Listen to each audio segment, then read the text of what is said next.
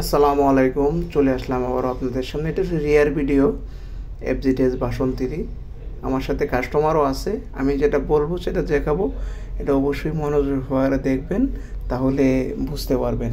একটি বাইক যদি সেন্সিট খারাপ হয়ে থাকে, খারাপ হয়ে যায়, অবশ্যই রিপ্লেস করে নিতে হবে।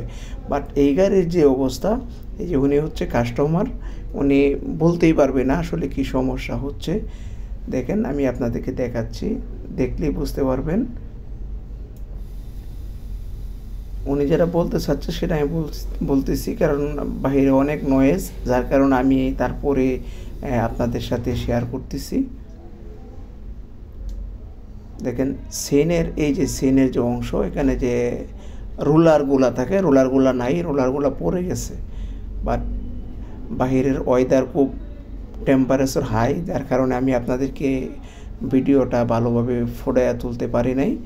বাট এরকম যদি থাকে তাহলে বাইক কোনোভাবেই আপনি ভালো রকম পারফরমেন্স বাইকের থেকে আশা করতে পারবেন না। দেখেন, আমি দেখাচ্ছি, ভালোভাবে দেখবেন, ভিডিওটা দেখবেন, দেখলে আপনারা অনুপ্রাণিত হবেন। কারণ এই অবস্থায় বাইক চলতে পারে না রাস্তায়, কারণ যে কোনো মুভমেন্টে, যে কোনো সিচুয়েশনে অ্যাক্সিডেন্ট করার সম্ভাবনা থাকে। হয় চেন ছিঁড়ে যাবে, আর না হলে আপনার স্পকেট থেকে চেন পড়ে যাবে। এটাই কিন্তু হয়ে আসতেছে, হয়ে যায়। কিন্তু আপনারা ভিডিওটা ভালোভাবে দেখেন। এই যে মাঝখানে আপনার রোলারগুলো নাই, কিন্তু একবারেই নাই, চলে গেছে এবং পড়ে গেছে। সেনের অবস্থা তো দেখতে আছেন, স্পকেট খুবই সিচুয়েশন এত খারাপ যা বলার বাহিরে।